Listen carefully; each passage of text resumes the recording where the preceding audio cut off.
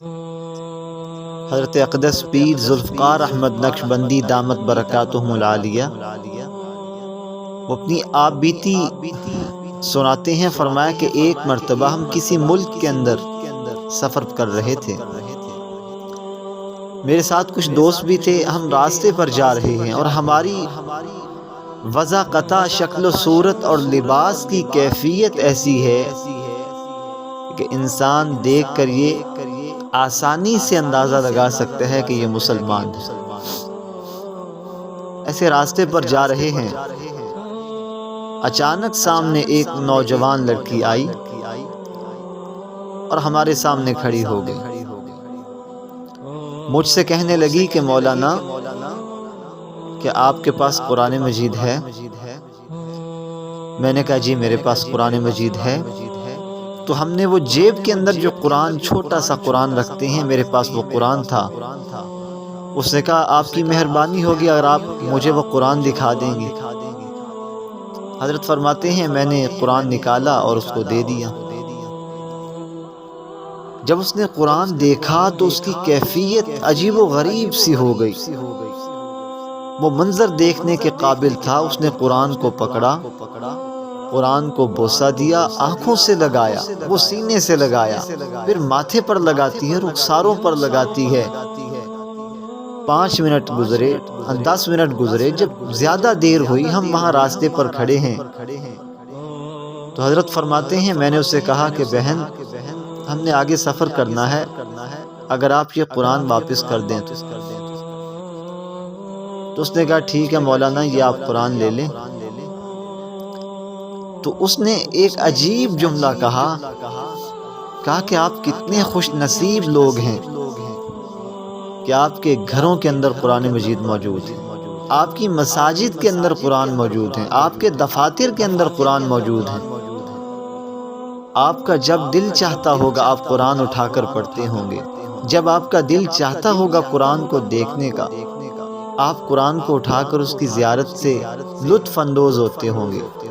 کہا کہ میں بہت عرصہ پہلے مسلمان ہوئی, لیکن جب سے میں نے اسلام قبول کیا میں نے سنا تھا کہ ایک اللہ تعالیٰ کی کتاب بھی ہے جس کو قرآن کہتے ہیں, لیکن ہمارے ملک کے اندر قرآن رکھنے کی اجازت نہیں ہے.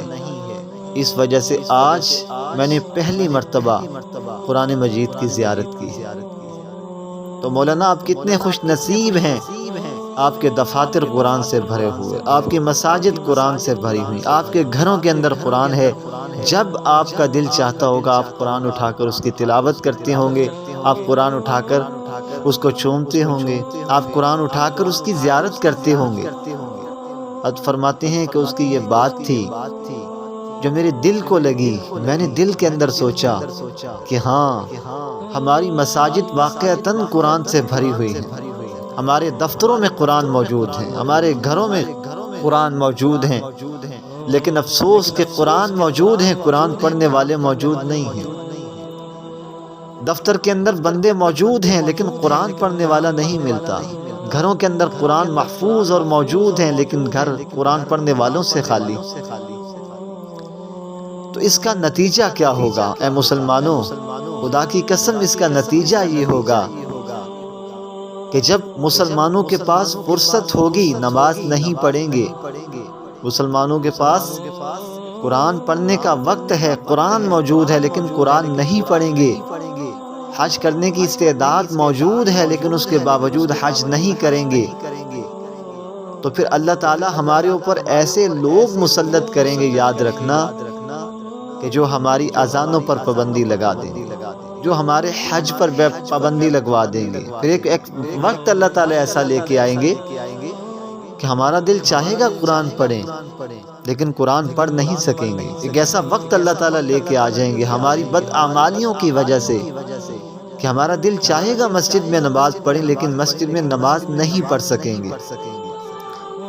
ہم چاہیں گے اذانوں کی آواز ہمارے کانوں کے اندر گونجے لیکن اللہ تعالیٰ ہمارے اعمال بد کی وجہ سے ایک ایسا وقت ہمارے اوپر مسلط فرما دیں گے کہ ہم ترسیں گے اذان کی آواز کو لیکن اذان کی آواز پر پابندی لگا دی جائے گی. اے مسلمانوں, آج اس دین کی قدر کرو، اس قرآن حکیم کی قدر کرو، ان نمازوں کی قدر کرو۔ ہاں آج وقت ہے، واپس پلٹ آؤ، ان قریب یہ وقت ہم سے چھین لیا جائے گا۔ جو ہم اعمال کرتے ہیں ان اعمال کا پھر ری ایکشن لازمی ہوگا، اس کا جو ہے وہ عکس ہمیں دکھائی دے گا، ایک دن ایسا آئے گا۔